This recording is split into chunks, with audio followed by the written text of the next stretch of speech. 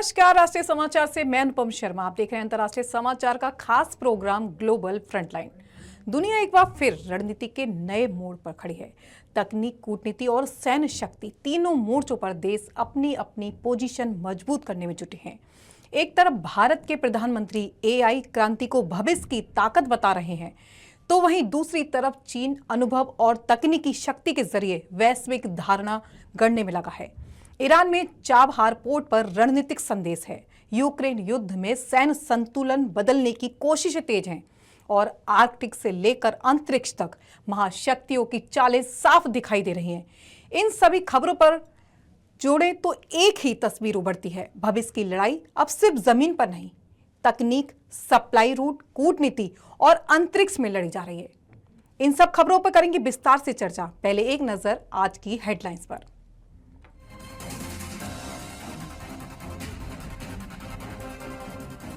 Jinping बोले, चीन को समझने के लिए रिपोर्ट नहीं, अनुभव जरूरी। स्पष्टीकरण, चाबहार परियोजना पर भारत कायम। रूस यूक्रेन तनाव तेज, यूक्रेन ने रक्षा सहायता बढ़ाने को कहा। कमांडर बोले, सभी जिलों पर नियंत्रण। कनाडा चीन रिश्तों में नया अध्याय, रणनीतिक साझेदारी की पहल। खबरों में आगे बढ़ने से पहले हम आपको एआई रेवोल्यूशन के बारे में प्रधानमंत्री का यह संदेश बताना चाहेंगे। भारत के प्रधानमंत्री ने वैश्विक तकनीकी मंच पर स्पष्ट संदेश दिया है।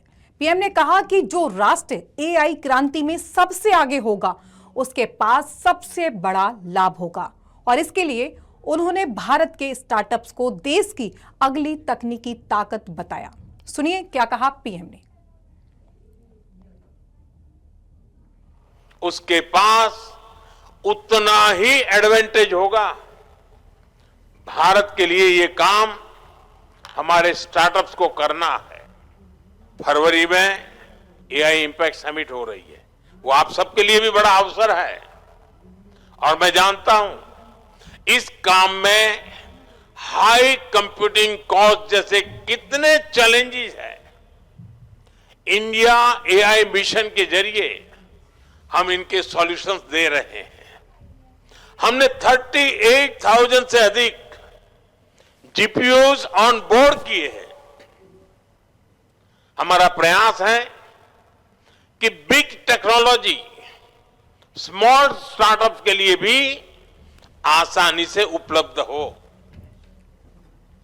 हम ये भी सुनिश्चित कर रहे हैं कि इंडिजीनियस एआई भारतीय प्रतिभाओं द्वारा भारतीय सर्वर्स पर ही तैयार हो।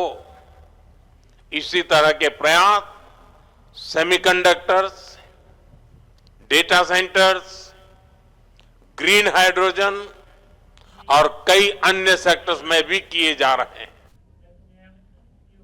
शी जिनपिंग बोले, चीन को समझने के लिए रिपोर्ट नहीं, अनुभव जरूरी है। राष्ट्रपति शी जिनपिंग ने राजनयिकों, विदेशी देश के दूतों से आग्रह किया कि वे चीन के विभिन्न हिस्सों में व्यापक रूप से यात्रा करें और देश को गहराई से समझने का प्रयास करें। इस बयान का आशय और विस्तृत विवरण इस प्रकार है। राष्ट्रपति शी जिनपिंग का मानना है कि किसी भी देश को सही ढंग से समझने के लिए केवल राजधानी या बड़े शहरों तक सीमित रहना पर्याप्त नहीं होता। इसलिए उन्होंने चीन में कार्यरत विदेशी राजदूतों और कूटनीतिक प्रतिनिधियों को प्रोत्साहित किया कि वे अलग अलग प्रांतों, शहरों, ग्रामीण क्षेत्रों और औद्योगिक इलाकों का दौरा करें। ऐसा करने से उन्हें चीन की वास्तविक स्थिति, विकास मॉडल, सामाजिक संरचना और सांस्कृतिक विविधता का प्रत्यक्ष रूप से देखने का अवसर मिलेगा। उन्होंने इस बात पर भी जोर दिया कि चीन एक विशाल और विविधतापूर्ण देश है, जहां विभिन्न क्षेत्रों का विकास स्तर, आर्थिक गतिविधियां, परंपराएं और जीवन शैली अलग अलग हैं। यदि राजदूत केवल रिपोर्टों, बैठकों या मीडिया के माध्यम से चीन को समझने की कोशिश करेंगे तो उनकी समझ अधूरी रह सकती है। प्रत्यक्ष यात्रा और लोगों से संवाद के माध्यम से वे चीन की उपलब्धियों, चुनौतियों और भविष्य की योजनाओं को बेहतर ढंग से समझ पाएंगे। राष्ट्रपति शी ने यह भी कहा कि इस तरह की यात्राएं आपसी विश्वास में सहायक होती हैं। माननीय राजदूतगण, मैं आप सभी का चीन में स्वागत करता हूं। आप विभिन्न देशों का प्रतिनिधित्व करते हैं और आपके कंधों पर अपने अपने देशों और चीन के बीच मित्रता तथा सहयोग को आगे बढ़ाने की महत्वपूर्ण जिम्मेदारी है। चीन एक विशाल, प्राचीन और विविधताओं से भरा देश है। इसे सही मायनों में समझने के लिए केवल बीजिंग या कुछ बड़े शहरों को देखना पर्याप्त नहीं है। इसलिए मैं आप सभी से आग्रह करता हूं कि आप चीन के अलग अलग हिस्सों की यात्रा करें, विभिन्न प्रांतों, शहरों, ग्रामीण क्षेत्रों और औद्योगिक क्षेत्रों को देखें और चीन के समाज को नजदीक से समझें। जब आप चीन के लोगों से सीधे मिलेंगे, उनके साथ बातचीत करेंगे और उनके जीवन को देखेंगे, तब आप चीन के विकास, उसकी संस्कृति और उसकी सोच को और अधिक वास्तविक तथा संतुलित रूप में समझ पाएंगे। चीन का विकास केवल आंकड़ों में नहीं, बल्कि लोगों के जीवन में दिखाई देता है। चीन शांतिपूर्ण विकास के मार्ग पर चलने वाला देश है। हम खुलेपन, सहयोग और आपसी सम्मान में विश्वास करते हैं। विदेशी राजदूतों द्वारा देश के विभिन्न हिस्सों का दौरा करना आपसी विश्वास बढ़ाने, गलतफहमियां दूर करने और मित्रता को मजबूत करने में सहायक होगा। मुझे आशा है कि आप चीन में अपने कार्यकाल के दौरान अधिक से अधिक स्थानों की यात्रा करेंगे, चीन को अपनी आंखों से देखेंगे और अपने देशों के लोगों तक चीन की सच्ची और संपूर्ण तस्वीर पहुंचाएंगे। चीन सभी देशों के साथ मिलकर शांति, विकास और साझा भविष्य के निर्माण के लिए काम करने को तैयार है। धन्यवाद मित्रों। विदेश मंत्रालय के प्रवक्ता रणधीर जायसवाल ने कहा कि चाबहार पोर्ट परियोजना को लेकर भारत की प्रतिबद्धता बरकरार है और इस संबंध में कुछ मीडिया रिपोर्ट्स भ्रामक हैं। एमईएफ के प्रवक्ता ने प्रेस वार्ता के दौरान बताया कि 28 अक्टूबर 2025 को अमेरिकी ट्रेजरी विभाग ने एक पत्र जारी किया था, जिसमें चाबहार पोर्ट परियोजना के लिए प्रतिबंधों से छूट से जुड़ी जानकारी भी दी गई थी। उन्होंने स्पष्ट किया कि यह छूट बिना शर्त नहीं बल्कि सशर्त है और इसकी वैधता 26 अप्रैल 2026 तक है। रणधीर जायसवाल ने कहा कि भारत इस छूट से जुड़े सभी प्रावधानों को गंभीरता से देख रहा है और अमेरिका के साथ इस विषय पर लगातार संवाद में है। उन्होंने यह भी दोहराया कि भारत ने चाबहार पोर्ट परियोजना से हटने का कोई फैसला फिलहाल नहीं लिया है और यह परियोजना भारत के लिए रणनीतिक रूप से बेहद महत्वपूर्ण है। एमईए के अनुसार चाबहार पोर्ट भारत को मध्य एशिया और अफगानिस्तान तक सीधी पहुंच प्रदान करता है और क्षेत्रीय संपर्क को मजबूत करने में अहम भूमिका निभाता है। यही कारण है कि भारत इस परियोजना को आगे बढ़ाने के लिए प्रतिबद्ध है। विदेश मंत्रालय ने यह भी कहा कि भारत अंतर्राष्ट्रीय कानूनों और प्रतिबंधों के ढांचे के भीतर रहते हुए अपने राष्ट्रीय हितों की रक्षा करेगा। चाबहार पोर्ट को लेकर फैल रही अटकलों को खारिज करते हुए एमईए ने साफ किया कि परियोजनाओं पर काम जारी है और भविष्य में भी सहयोग बनाए रखा जाएगा। दूसरा सवाल आपका था चाबहार को लेके, तो उसमें मैं अपनी बातें आपके सामने रखना चाहता हूं। जैसा कि आपको पता है, 28 अक्टूबर 2025 को यूएस के ट्रेजरी विभाग ने एक चिट्ठी जारी की थी हम लोगों को। उस चिट्ठी में उसमें अनकंडीशनल सैंक्शंस वेवर की बारे में जानकारी थी और ये जो अनकंडीशनल वेवर है, जो सैंक्शन वेवर हमको मिला है, आपको पता है जैसे कि वो 26 अप्रैल 2026 तक वैध है। हम इस व्यवस्था पर काम करने के लिए यूएस पक्ष के साथ बातचीत कर रहे हैं। नाउ रूस नए बड़े हमलों की तैयारी में यूक्रेन ने साझेदार देशों से बढ़ाई मदद की अपील। यूक्रेन ने दावा किया है कि रूस आने वाले दिनों में नए और व्यापक सैन्य हमलों की तैयारी कर रहा है। यूक्रेनी खुफिया एजेंसियों की रिपोर्ट के आधार पर यह चेतावनी दी गई है। यूक्रेन के नेतृत्व ने कहा कि मौजूदा हालात को लेकर अंतर्राष्ट्रीय समुदाय को पूरी गंभीरता से स्थिति को समझने की जरूरत है। यूक्रेन के अनुसार सरकार अपने सभी सहयोगियों देशों से स्पष्ट और खुलकर बातचीत कर रही है। इस बातचीत का मुख्य उद्देश्य देश की सुरक्षा जरूरतों को सामने रखना है, खासतौर पर एयर डिफेंस मिसाइलों और आधुनिक रक्षा प्रणालियों की तत्काल आपूर्ति को लेकर। यूक्रेनी अधिकारियों ने बताया कि मौजूदा समय में रक्षा उपकरणों की आपूर्ति काफी कम है और यह देश की जरूरतों को पूरा करने में असमर्थ है। इस कमी के कारण रूस द्वारा किए जा सकने वाले हवाई हमलों से नागरिकों और अहम बुनियादी ढांचों को गंभीर खतरा बना हुआ है। यूक्रेन ने कहा कि वह लगातार कोशिश कर रहा है कि सैन्य सहायता की प्रक्रिया को तेज किया जाए, लेकिन इसके लिए साझेदार देशों की सक्रिय और त्वरित प्रतिक्रिया बेहद जरूरी है।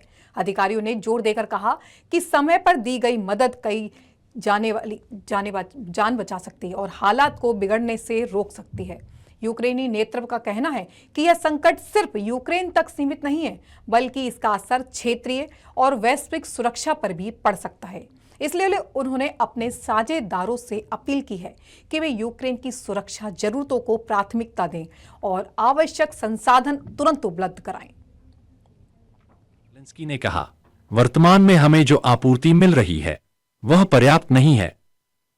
हम इस प्रक्रिया को तेज करने की पूरी कोशिश कर रहे हैं और यह बेहद जरूरी है कि हमारे साझेदार हमारी बात सुने और हालात की गंभीरता को समझें।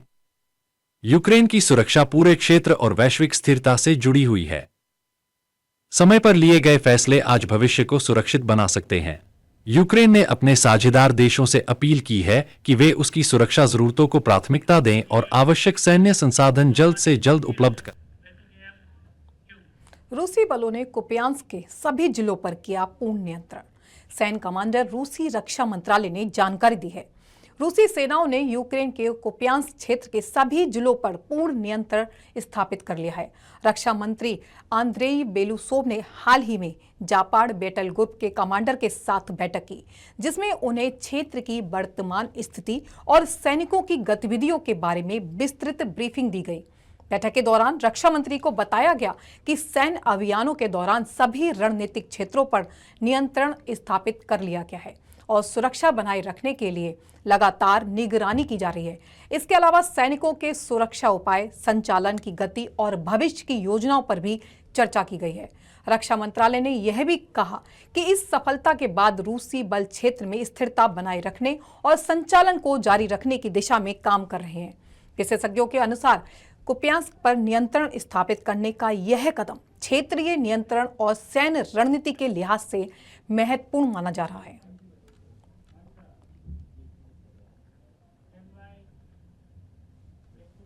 कनाडा के नेताओं ने चीन के साथ नई रणनीतिक साझेदारी स्थापित करने के लिए दौरा किया है।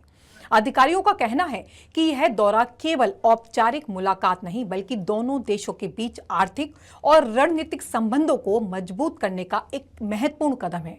कनाडा के नेतृत्व ने स्पष्ट किया कि वे लौटते समय एक नए व्यापार समझौते और अरबों डॉलर के निर्यात अवसरों के साथ लौटेंगे, जो उनके कर्मचारियों के लिए नए रोजगार और लाभ सुनिश्चित करेगा। विशेषज्ञों का कहना है कि इस साझेदारी से कनाडा ऊर्जा, प्रौद्योगिकी, कृषि और विनिर्माण जैसे क्षेत्रों में चीन के बाजार में पहुंच बढ़ाने में सक्षम होगा। अधिकारियों का कहना है कि यह कदम दोनों देशों के बीच विश्वास और सहयोग को मजबूत करने की दिशा में एक महत्वपूर्ण संदेश है।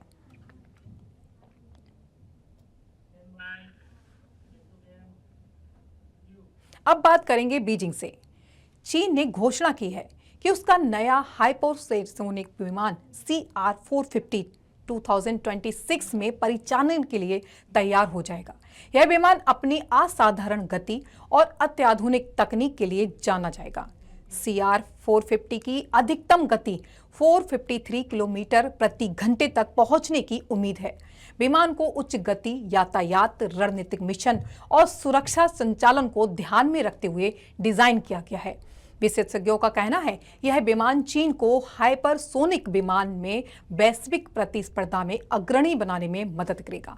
चीन ने CR-450 के जरिए यह स्पष्ट संदेश भी दिया है कि देश उच्च गति विमान और सुरक्षा रणनीति में तेजी से प्रगति कर रहा है। इस विमान का परिचालन न केवल चीन की तकनीकी क्षमता को दर्शाता है, बल्कि अंतर्राष्ट्रीय सुरक्षा और हाइपरसोनिक मिशन की संभावनाओं को भी नए स्तर पर ले जाएगा।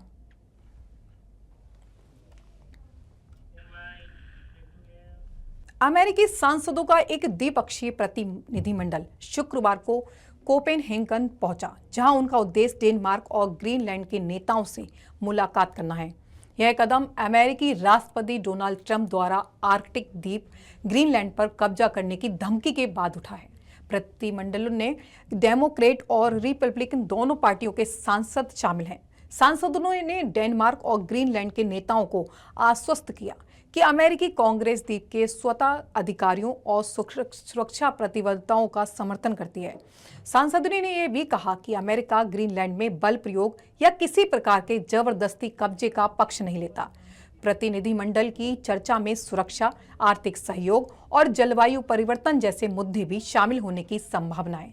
विशेषज्ञों का कहना है यह कदम दर्शाता है कि अमेरिकी नीति निर्धारण केवल राष्ट्रपति पर निर्भर नहीं है और कांग्रेस अंतर्राष्ट्रीय सहयोग और क्षेत्रीय स्थिरता को बनाए रखने में सक्रिय भूमिका निभा रही है। ग्रीनलैंड का भौगोलिक और रणनीतिक महत्व आर्कटिक संसाधनों और सुरक्षा दृष्टिकोण से अत्यधिक महत्वपूर्ण माना जाता है। इसलिए अमेरिकी सांसदों की यह यात्रा अंतर्राष्ट्रीय समुदाय के लिए सशक्त संदेश भी है। अमेरिका द्वीप के स्वतः और सुरक्षा के प्रति प्रतिबद्ध है। भारत और जापान के बीच चल रहे 18वें रणनीतिक संवाद में विदेश मंत्री एस जयशंकर ने उद्घाटन भाषण में दोनों देशों की मजबूत साझेदारी और वैश्विक जिम्मेदारी पर जोर दिया।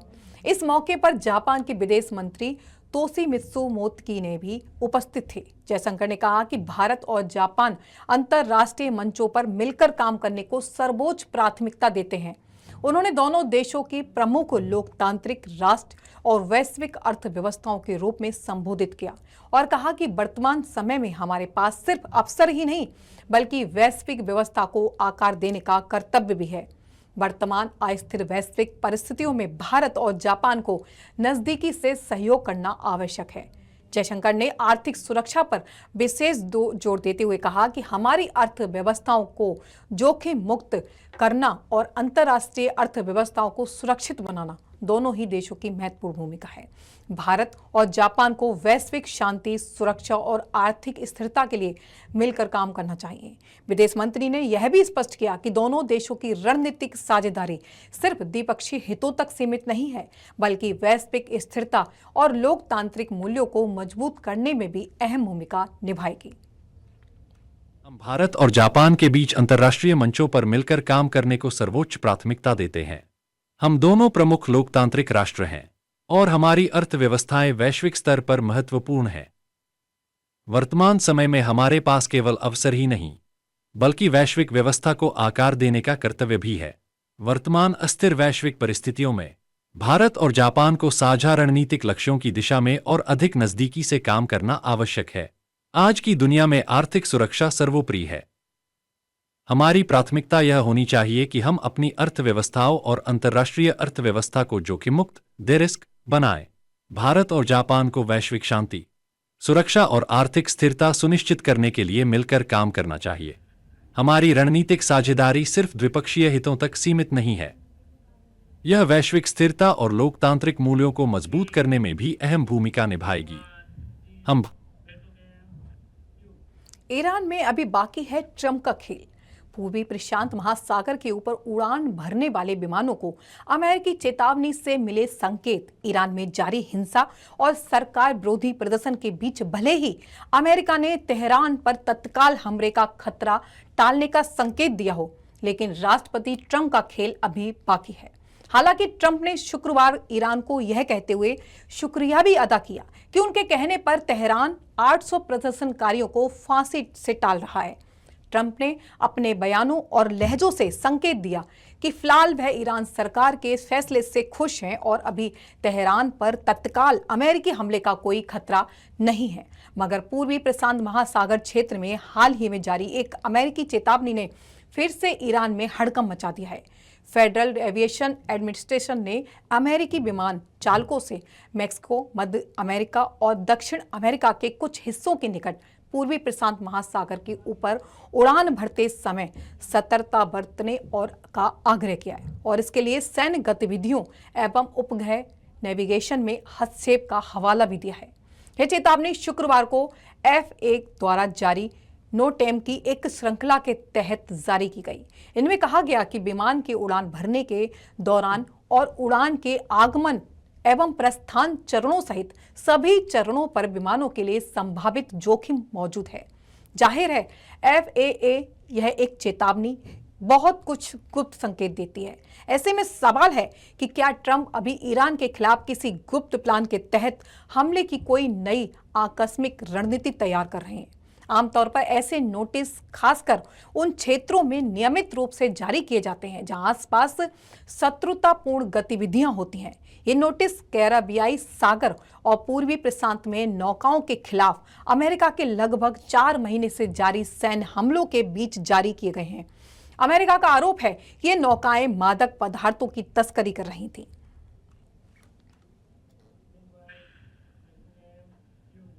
अमेरिका की सीनेट में हाल ही में एक बहस और पूछताछ आयोजित की गई जिसमें प्रकृति के सबसे बुनियादी जैविक और सामाजिक सिद्धांतों पर सवाल उठाए गए। चर्चा का मुख्य विषय था, क्या पुरुष गर्भाधारण कर सकते हैं। सीनेट की सुनवाई जैविक विज्ञान, लिंग और स्वास्थ्य नीति को लेकर चल रही संवेदनशील बहस का हिस्सा मानी जा रही है। विशेषज्ञों और सांसदों ने जैविक दृष्टिकोण और वैज्ञानिक तथ्यों के आधार पर बहस की। मेडिकल वैज्ञानिकों ने स्पष्ट किया कि पुरुषों में गर्भाशय नहीं होता, इसलिए प्राकृतिक रूप से पुरुष गर्भ धारण करने में सक्षम नहीं है। लेकिन कुछ सांसदों ने ट्रांसजेंडर पुरुषों और आधुनिक चिकित्सा तकनीकों के संदर्भ में यह सवाल उठाया कि क्या विकलांगताओं या कृत्रिम माध्यमों से पुरुष गर्भ धारण कर सकते हैं। इस बहस ने अमेरिका में लिंग पहचान और स्वास्थ्य अधिकारों पर गहरी चर्चा को जन्म दे दिया है। सीनेट के सदस्यों ने कहा कि ऐसे मुद्दों पर वैज्ञानिक साक्ष्य के आधार पर नीति बनाना बहुत जरूरी है। सोशल मीडिया और मीडिया हाउसों में इस बहस को लेकर विवाद और तेजी हो गया है। इस विषय पर विशेषज्ञों की टिप्पणी भी समझनी जरूरी है। बायोलॉजिस्ट और डॉक्टर्स ने कहा, जन्म देने की क्षमता केवल महिलाओं या विशेष चिकित्सा हस्तक्षेप करने वाले व्यक्तियों में संभव है। उन्होंने यह भी कहा कि भले ही चिकित्सा विज्ञान ने कुछ असामान्य परिस्थितियों को संभव बनाया हो, लेकिन यह प्राकृतिक जैविक नियमों को बदलता नहीं है। अमेरिका की सीनेट में यह बहस यह दिखाती है कि वैज्ञानिक तथ्यों, सामाजिक मान्यताओं और राजनीतिक दृष्टिकोण के बीच संतुलन बनाना कितना चुनौतीपूर्ण हो सकता है। अब खबर ज्ञान विज्ञान की। अंतरिक्षी दुनिया में एक और मील का पत्थर। स्पेस एक्स ने हाल ही में अपनी इतिहास रचने वाली उड़ान को सफलतापूर्वक पूरा किया है। कंपनी के CEO एलन मस्क ने इसे लेकर ट्वीट किया, can't believe this is real. हम इतिहास बना रहे हैं। इस मिशन में नए रॉकेट मॉडल और पुनः प्रायोजित तकनीक का इस्तेमाल किया गया। साथ ही सैटेलाइट्स और वैज्ञानिक उपकरण भी सफलतापूर्वक अंतरिक्ष में भेजे गए। देखिए स्पेस एक्स पर हमारी एक खास रिपोर्ट।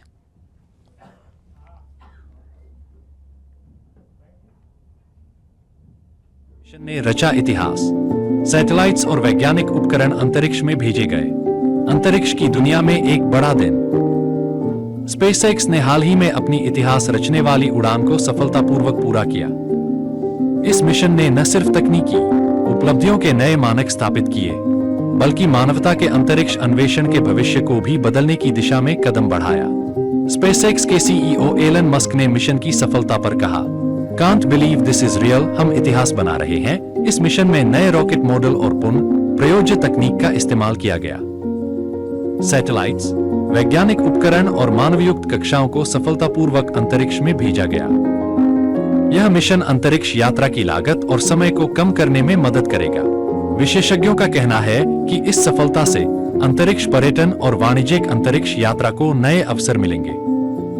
वहीं वैश्विक अंतरिक्ष अनुसंधान और विज्ञान परियोजनाओं की गति बढ़ेगी। इस मिशन से मानवता के अंतरिक्ष अन्वेषण के लिए नए मार्ग खुलेंगे। स्पेसएक्स का यह मिशन साबित करता है कि अंतरिक्ष अब सिर्फ विज्ञान नहीं, बल्कि वाणिज्य और रणनीति का भी मैदान बन चुका है।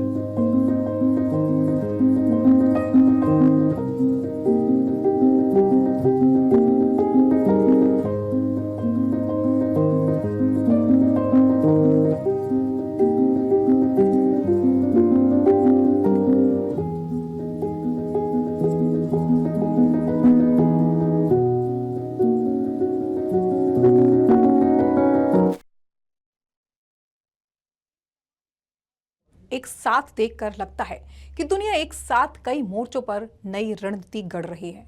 तो कहीं तकनीक भविष्य की ताकत बन रही है, तो कहीं कूटनीति नए संतुलन तलाश रही है और कहीं सैन्य और अंतरिक्ष क्षमताएं निर्णायक भूमिका में आ रही हैं।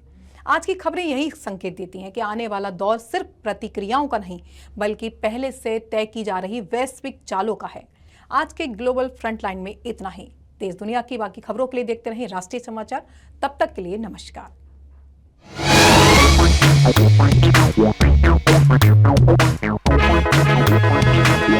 Yeah.